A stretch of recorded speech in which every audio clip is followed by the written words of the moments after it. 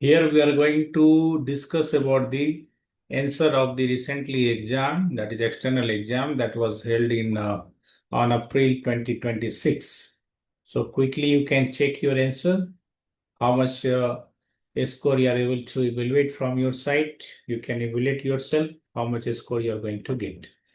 And still you didn't subscribe our channel, please subscribe it, share with your friends, and all videos related to important subject of electronics and communications as well as computer science will be available in the playlist.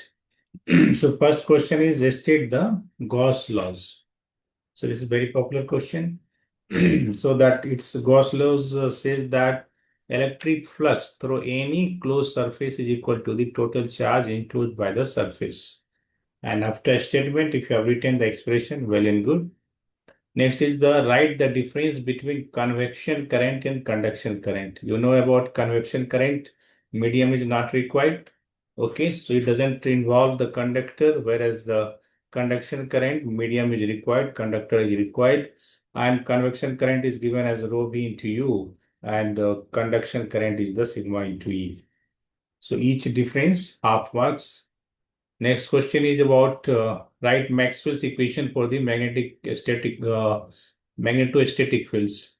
So this is the Maxwell equation third and fourth, that is del dot B equal to 0 and del cross H equal to J plus dou D by dou T. Next question is define what is the polarization. So polarization, it is the property of the transverse wave which specifies the geometrical orientation of the oscillation. And transverse wave, you know that electric field, magnetic field, and wave of propagation all will be at the 90 degree. Next question is define the good conductor. Good conductor means conductivity is very high, infinity. So that's why sigma by omega epsilon is much greater than 1, where sigma and epsilon are the independent of the frequency. Next question is define critical angle. So critical angle is the angle of incident as which total internal reflection takes place. So theta c equal to sine inverse n2 by n1, where n1 and n2 are the refractive index. Next is the state the pointing theorem. Pointing theorem is E cross H, that is the pointing vector. And pointing theorem says that net power flowing out of a given volume is equal to the time rate of decrease in the stored energy in the form of electric field and magnetic field minus ohmic loss in the particular volume. Next question is about characteristics impedance. Define characteristics impedance of a transmission line, that is the Z naught. So it is the ratio of positively traveling voltage wave to the current wave at any point. So after derivation, you have Z naught equal to root under R plus j omega by G plus j omega C. Next question is about mention the types of the transmission line. So we have various types of the transmission line. We can write any two, like two-wire line, coaxial line. Okay, any two is required. Next is the part B about the long question. So first question is drive an expression for the electric field intensity due to infinite length line charge along the z axis. Some particular point is given q, that coordinate is x comma y comma z. So for that construction is required here. So that line of charge is considered around the z axis and charge density is considered the rho L, and here we have differential element, and here some point P with coordinate of x comma z. So when we are so this point is away from the point T by the rho, and B and A, when you are joining here, angle is alpha 1 and alpha 2, and alpha is the angle when we are joining this point Q to the DL, and coordinate of the DL is the 0 comma 0 comma z dash. So finally here we have to find the charge first on the basis of the charge density. Then we have to find the R vector here. Okay. After getting the R vector, then you have electric field formula. So that is the rho L by, that is actually in general formula is what? Q by 4 pi epsilon R, AR by R square. So here AR is the unit vectors, that is written as the R upon R cube. So after substituting these values and dz we have to find. So z dash is OT minus rho 10 alpha. So after substituting all this value, in general you will get E equal to rho L by 4 pi epsilon naught rho, and inside the bracket minus sine alpha 2 minus sine alpha 1 a rho vector plus cos alpha 2 minus cos alpha 1 a2, that is the AZ vector. So now finally here they're asking about infinite line charge, so that coordinate of B is 0 0 infinity, and similarly coordinate of A is going to be 0 0 minus infinity.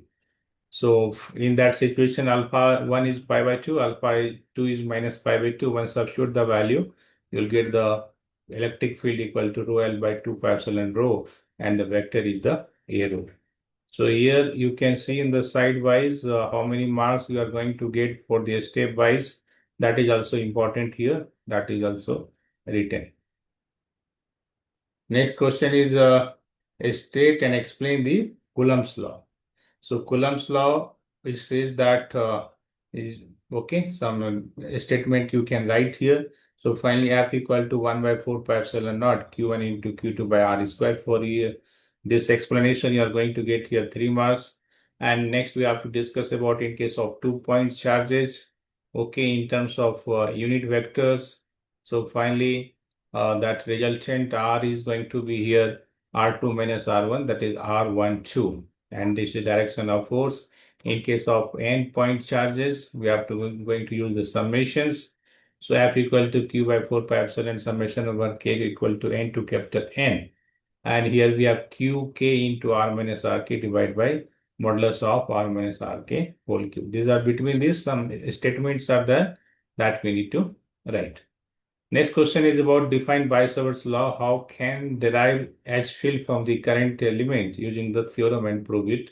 So by using Biot-Savart's law, how we are able to obtain. So first I need to explain the Biot-Savart's law. So that is the DH equal to I dl cross AR by 4 pi R square. Okay, in terms of vector, and this diagram is important. So this part will carry the 3 marks. So now they're asking how we'll find the H field from the current element. So this current element is taken along the Z axis. Differential element is the DL here. So finally, again, we are joining the A and B. So that angle is alpha 1, alpha 2, resultant is R. So here DH equal to I DL cross R by 4 pi RQ. So now we have to substitute the value H. Okay. So that is the expression here, and Z is the rho cot alpha, and we have to differentiate. So finally, we'll obtain the value of H equal to 1 by 4 pi rho cos alpha 2 minus cos alpha 1 A5. Next is about derive the magnetic field boundary condition between dielectric medium. So here boundary condition. So this diagram is very important. This carry the 4 marks. So you have medium 1, medium 2, both are dielectric, and component of flux density is B1, B2 for that tangential and normal component. Similarly, for the magnetic field, again, normal and tangential component is obtained. And here we have considered the field direction for that path is considered here, A, B, C, D. Okay. So here by Ampere's circuitous law, integral of H dot dl should be I, and in this part we have integral of B dot ds equal to 0. So on the basis of that, you see that normal components is the continuous, but normal components of magnetic field is not continuous, only flux density is continuous. Next, we'll try to find for the magnetic field by applying like a KVL here. Okay, so here what you're seeing that tangential component is not continuous, it is discontinuous. But if it is the boundary is the free of the current, then charge free regions free of current K equal to 0, then only tangential component is going to be the continuous one. Next question is about explain the harmonic wave equation for the conducting medium. So here they're asking conducting medium, not perfect dielectrics. So you have to explain about the conducting medium. So for the conducting medium, we have these 4 Maxwell equations. Those equations are written here. Then in this J is the sigma is the current conduction density. So that is sigma into E. So we have to substitute the value of del cross H, del cross E. Again, we have to find the curl of del cross E. On the basis of that, we required here del cross dou H by dou T. So that expression again we have to obtain, and we have to put the value. So after substituting these values, again we have to use one identity here. So we'll get this equation in case of homogeneous medium if rho equal to 0, since net charge is going to appear on the surface. There is no net charge inside the conductor. So finally we have del square equal to, so first term becomes 0. So this part, okay, is carry the 4 marks. Similarly for the magnetic, that is wave equation in terms of magnetic field. So similar process is there. So here we have two parties here. Okay, if they're asking about perfect dielectric, then this the first term will not be there. So here you can see that how there is the mark distribution. That was the wave equation. Now we have wave propagation. Discuss the wave propagation in the lossless medium. Lossless medium is conductivity is 0, sigma epsilon equal to epsilon naught into epsilon r, mu equal to mu naught into mu r, and sigma is much smaller than omega epsilon. So finally here we have in wave equation we have only one term. Okay, so now this dou by dou t is replaced by j omega. So 2 times dou by dou t, so j omega here. So finally, this equation is called as vector Helmholtz equation, where beta equal to omega root under mu epsilon. Okay, mu epsilon and epsilon naught. So here you'll see that x and y component and is the 0. So finally, we'll have x and y components of the electric field. Similarly, we can write x and y component for the magnetic field also. Then we are finding the solution. So Ey equal to A1 e to power minus j beta t plus A2 e to power plus j beta t. So finally, to find the harmonic nature here, time variant, we are multiplying by e to the power j omega t. So we are taking the real part here. So cos is the e to the power I theta is cos theta plus I sin theta. So we have here in terms of cos, and finally beta by omega is root under mu naught epsilon naught. Or the speed of light also we can find, that is omega by beta. Next question is about, so here you are saying that how you will write so that you will get the marks, so you can evaluate yourself. Next question is the analyze the reflection and reflection of plane wave at normal incident, where what is the here interface between dielectric and the perfect conductor, and we have to show that no wave is transmitted and reflected wave has opposite phase to the incident wave. So here interface is between the dielectric, one medium is dielectric, that is a perfect dielectric, means conductivity is 0, conductor means conductivity is infinity, and here eta 2 is going to be 0 for the conductors. And the incident wave here and reflected wave, after reflection, direction of the magnetic field is going to change. It is outward the paper, then it become inward to the paper. But direction of the incident uh, electric field component and reflected electric field components remain the same, only magnetic field direction is going to change.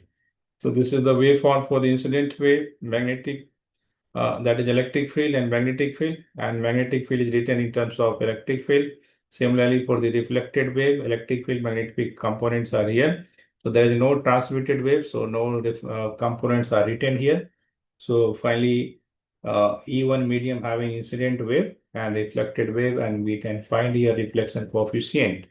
So that is the ERO by EIO. So here in this case, reflection coefficient should be -1, and alpha is not available, so attenuation doesn't take place. Only propagation constant depends upon the phase constant, that is the J beta.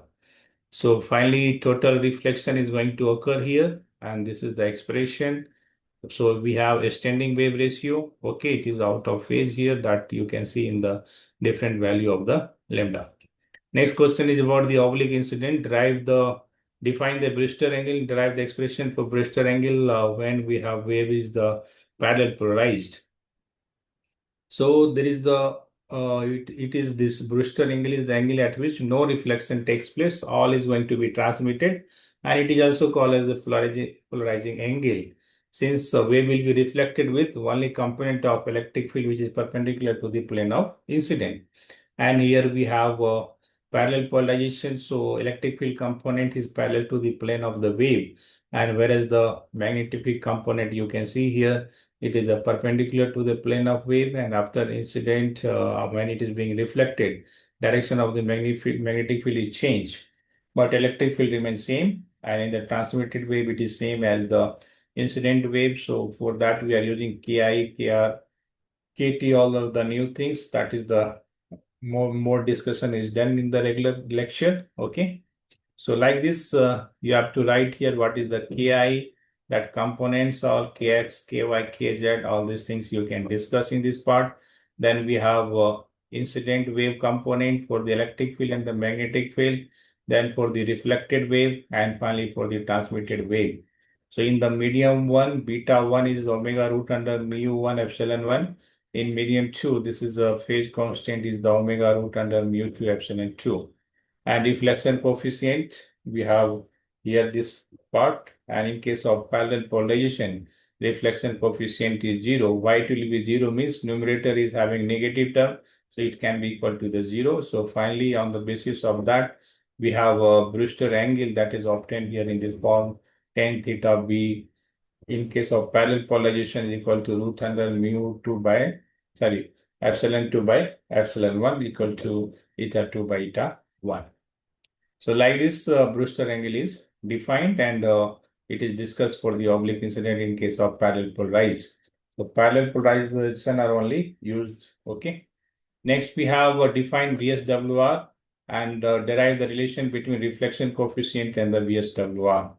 So this VSWR is the voltage standing wave ratio, that is the ratio of the maximum voltage by minimum voltage. Then we have a reflection coefficient derivation. On the basis of that, we are able to obtain the reflection coefficient. So that is ZL minus Z0 by ZL plus Z0. And after that, you can find the relation between the standing wave ratio and reflection coefficient, that is 1 plus modulus of gamma L by 1 minus modulus of gamma L. So here you can see that how you are going to score the marks at different steps. So that's why this is going to be the important. Next is the last question. Prove that input impedance behavior of an open-end transmission line will change at every lambda by 4 length impedance transformation. So here beta into L is known as the electrical length, and lambda is the lambda by 4, L is the lambda by 4 here. So once we substitute the value, beta is 2 pi by lambda. So finally, this effective electric length is going to be pi by 2. And we have expression for the input impedance, that is Z0 equal to ZL plus J, Z0 tan theta by Z0 plus J ZL tan theta. So here this is the beta L value here, or the hyperbolic function also is there. But in place of beta L, we are getting here pi by 2. So that value is substituted. So here first we have to take the common, little bit simplification is here. After that you will get Z0 squared by ZL. So this impedance transformation is used to obtain the matching. So finally here you can show by the help of diagram. Apart from this, some diagram also you can be utilized here. So just you can go quickly and match how you have written and how much score you are able to get, so that you'll get the confidence. And in other exam also you can take this reference. Okay. Thank you. Thank you very much. Good luck.